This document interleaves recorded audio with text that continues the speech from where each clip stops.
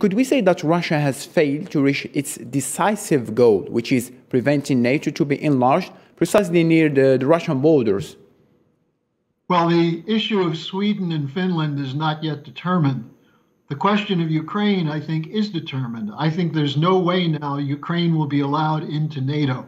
And in that sense, Putin will have accomplished one of his objectives. But I think the problem when Stoltenberg and others meet and talk about spending more money, they're ignoring the harm and the pain of the people of the European countries. You know, in the United Kingdom, they're now projecting a negative growth rate for the next quarter. Disposable income is dropping. In Germany, 1 out of 6 families are skipping a meal right now because of the cost of food. Inflation is becoming an increasing problem. Now, Biden, of course, blames this on Putin. He's calling it Putin's tax on food and fuel, which is a complete fraud.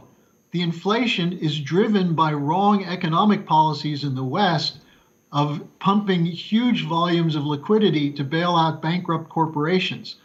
We're having a conference this weekend, the Schiller Institute, which is titled, "There Can Be No Peace Without Bankruptcy Reorganization of the Dying Transatlantic System."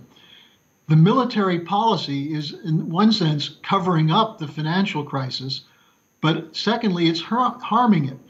Increased military spending does nothing to reduce inflation. As we see, they're sending weapons to Ukraine that are being destroyed the moment they arrive in Ukraine. So what's the purpose of spending the money, other than to bail out the corporations that produce the weapons, who, of course, support the war?